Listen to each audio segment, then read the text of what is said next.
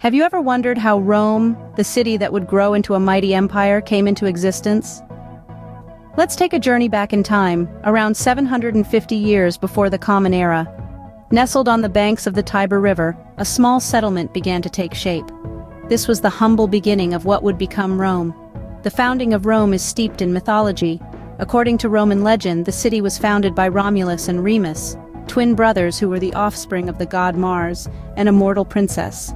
Abandoned at birth, they were raised by a she-wolf in the wilderness. Eventually, Romulus founded the city, naming it after himself, following a disagreement with his brother. Historical accounts, on the other hand, suggest a more gradual evolution, from a small village to a city-state, and eventually to a mighty empire. Rome's location on the Tiber River played a crucial role, providing a natural crossing point and fostering trade and growth. And so, Rome began its journey from a humble village to a center of power. From a small settlement, Rome evolved into a republic. But what does that mean?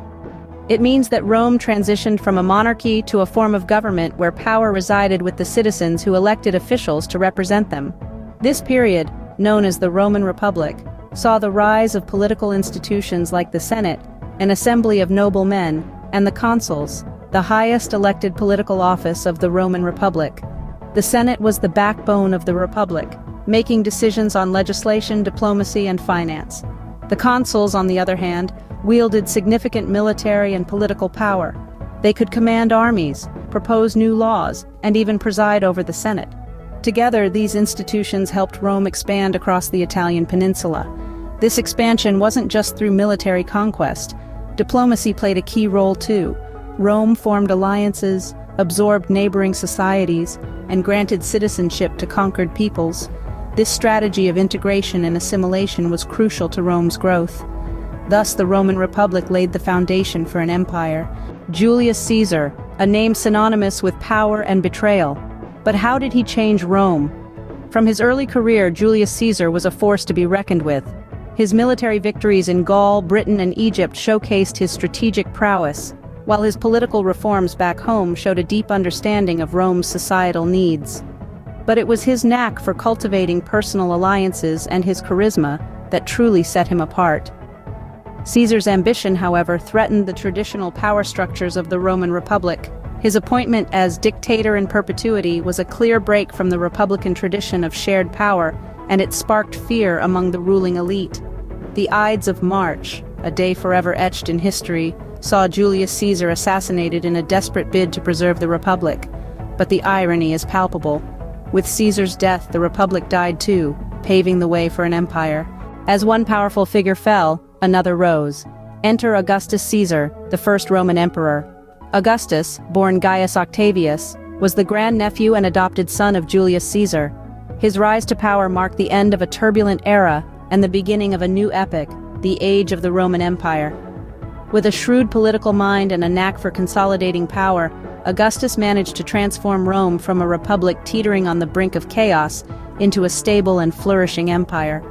His reign, lasting over 4 decades, was marked by an era of relative peace, known as the Pax Romana, and a cultural renaissance that saw the creation of some of the greatest works of Roman art and literature. Augustus's reign was not merely about power consolidation. He undertook massive public works projects, improved Rome's infrastructure, and enacted reforms that brought about an era of prosperity. Under Augustus, Rome transformed from a republic to a mighty empire. An era of peace in an empire known for its conquests? Welcome to Pax Romana. This period, spanning much of the first 2 centuries AD, stands as a testament to the power of stability and fostering prosperity. It's during this time that the Roman Empire, known for its military might, reached its zenith not in warfare, but in peace and development. The Pax Romana saw the empire stretch its territory to the furthest corners known to them, while its economy blossomed and cultural achievements flourished. Imagine a world where the arts, literature, and architecture were as much the focus as the expansion of borders. It was a golden age where the fruits of peace were reaped, and the empire's influence was felt across the globe. But as with all things in life, change is the only constant.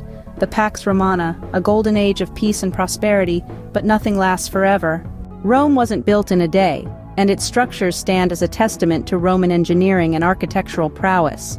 The architectural marvels of this ancient civilization continue to awe us with their grandeur and sophistication. The Colosseum, for instance, was a monumental amphitheater that could accommodate up to 50,000 spectators, built with a complex system of vaults and arches that combined form and function in a way that was truly ahead of its time. Then there's the Pantheon, a testament to the Romans' mastery of dome construction and an enduring symbol of their architectural genius. With its massive concrete dome and its perfect proportions, it remains one of the best preserved buildings from ancient Rome. And let's not forget the aqueducts, those magnificent structures that brought fresh water from distant sources into cities and towns, showcasing the Romans' innovative engineering techniques and their understanding of the principles of hydraulics. The grandeur of Roman architecture continues to inspire us, even today. Rome's mighty legions, the backbone of the empire, but what made them so formidable? The Roman army, a vast network of soldiers, was meticulously organized, with a stern hierarchy that maintained discipline and efficiency. Each legion, a self-sufficient unit of about 5,000 men, was subdivided into centuries, led by centurions. Their tactics were equally impressive. The Romans would form a tortoise formation, a shield wall that protected them from arrows and spears, while their short swords, or gladii, were perfect for close combat. They were masters of siege warfare, building towers and ramps to breach enemy fortifications. The legions weren't just for defense, they played a crucial role in Rome's expansion.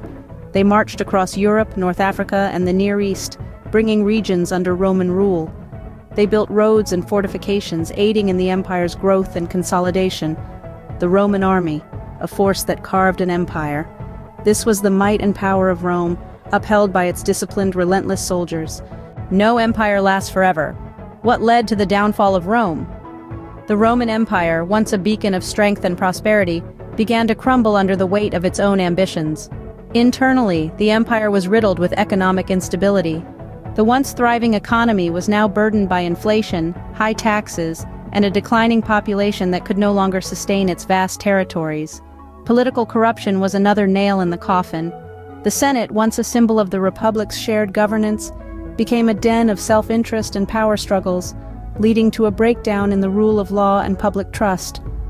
Externally, the empire faced relentless invasions by barbarian tribes, testing the resilience of the Roman legions. To make matters worse, the empire was divided into East and West, a move that weakened its unity and diluted its power. The Roman Empire, a powerhouse in the annals of history, was not immune to the laws of nature. The mighty Roman Empire, brought to its knees by a myriad of crises. 476 AD, a year that marked the end of an era. What happened? As we delve into the final chapters of the Western Roman Empire, we find a once glorious civilization on the brink of collapse. The Visigoths, a Germanic tribe, sacked the eternal city of Rome, shaking its foundations to the core.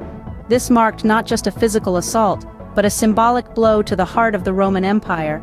The central authority, once so formidable and unyielding, began to crumble, unable to sustain the weight of its own vastness. The empire that had spanned across continents, from the sun-soaked shores of the Mediterranean to the misty lands of Britannia, started to fragment. Successor states, each claiming a piece of Rome's legacy, started to sprout across its former territories. Like a once mighty oak tree falling, the Roman Empire didn't collapse in a single moment, but rather slowly decayed over time. And so, the sun set on the Roman Empire. Rome fell, but its legacy lives on. How does it continue to influence us today? The Roman Empire's impact is so profound that it permeates our modern world in countless ways. It brought us the concept of a republic, a form of governance where citizens have a say, a system that forms the backbone of many democracies today. The Romans were pioneers in law, creating legal principles that are still upheld. They gave us Latin, the language from which many of our modern tongues have evolved and which continues to be used in scientific and legal contexts. Their literature and art set a standard, inspiring countless generations of artists and writers. In architecture, they introduced us to the arch, the dome, and concrete innovations that continue to shape our cityscapes. And the Roman Empire's influence on religion is undeniable, with Christianity spreading from Rome to become one of the world's major religions.